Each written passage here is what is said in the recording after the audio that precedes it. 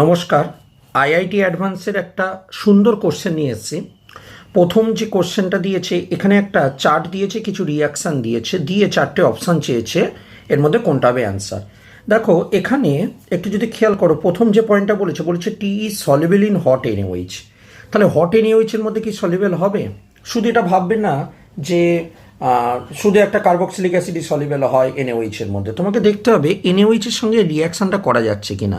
তো OH minus রিয়াকশানটা করে দেখো, এখানে অ্যাটাক করছে, এই বন্ডটা ওপরে তুলছে, এটাকে ব্যাক করে এটাকে ওপরে তুলে দিচ্ছে, ঠিক?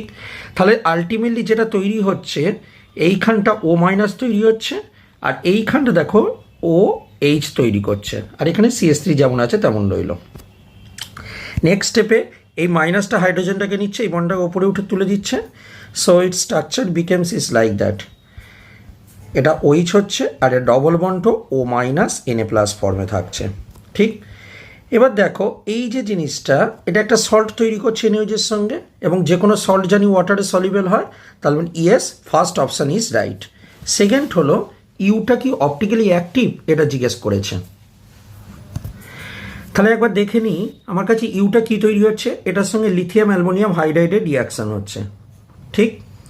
সো লিথিয়াম অ্যালুমিনিয়াম হাইড্রাইড কী করছে, এই যে এস্টারকে রিডাকশান করছে, এস্টারকে রিডাকশান করে আলটিমেটলি এই জায়গাটাকে OH আনে, এবং এই যে পার্টটা রয়েছে সেই পার্টটাও CH2OH বানিয়ে দেয়।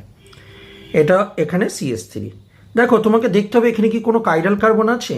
তুমি যদি একটু এই কার্বনটার দিকে খেয়াল করে দেখো, এই কার্বনটা কিন্তু কাইরাল কার্বন নয়।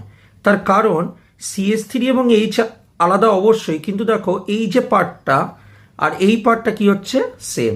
তার মানে এটা একটা কাইরাল কার্বন, এবং কাইরাল কার্বন মানে অবশ্যই কী হবে, অপটিক্যালি কী হবে, ইনঅ্যাক্টিভ হবে। তাই জন্য এই বি অপশানটা কি আছে, ভুল আছে। সি অপশানে বলেছে মলিকুলার ফর্মুলা অফ ডাব্লু, তার মানে এইটাকে অ্যাসিডিক অ্যানাইডাইডের সঙ্গে রিয়াকশান করে দাও।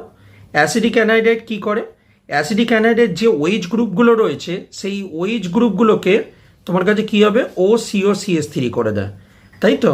তাহলে CH2OCO CH3 করে দেয়। তাহলে যদি এরকম হয়ে থাকে, তাহলে তুমি এর ফর্মুলাটার দিকে ক্যালকুলেট করো, কার্বন, হাইড্রোজেন এবং অক্সিজেন কতগুলো আছে দেখবে তোমার কাছে। ওরা যে ফর্মুলাটা বলেছে C10H8 এবং O4, এটা দেখো মিলে যাচ্ছে, তার মানে ইয়েস, সি অপশানটা রাইট।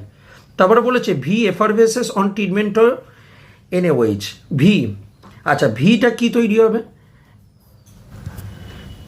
তাহলে দেখো এই যে লিথিয়াম অ্যালুমিনিয়াম হাইড্রাইড দিয়েছ, লিথিয়াম অ্যালুমিনিয়াম হাইড্রাইড যেটা রয়েছে, এই লিথিয়াম অ্যালুমিনিয়াম হাইড্রাইড দেওয়ার পর যে প্রোডাক্টটা পেয়েছি সেটাকে আমি CrO3 দিয়েছি। সেটা কি করবে, যে কোনো প্রাইমারি অ্যালকোহলকে অক্সিডাইজড করবে, এবং অক্সিডাইজড করে কার্বক্সিলিক অ্যাসিডে কনভার্ট করে দেবে। তার মানে আলটিমেটলি এই ওপরে COOH তৈরি হচ্ছে, এবং এটাও COOH তৈরি হচ্ছে। যেহেতু কার্বক্সিলিক অ্যাসিডে কনভার্ট হয়ে গেছে, তার মানে কার্বক্সিলিক অ্যাসিড কি করবে না, তোমার কাছে বাইকার্বনেটের সঙ্গে কী হবে, কার্বন ডাইঅক্সাইড দেবে। তার মানে ডি অপশানটাও রাইট। তার মানে কী দাঁড়াচ্ছে, A রাইট, C রাইট এবং D right. A C D তিনটে হবে অ্যান্সার।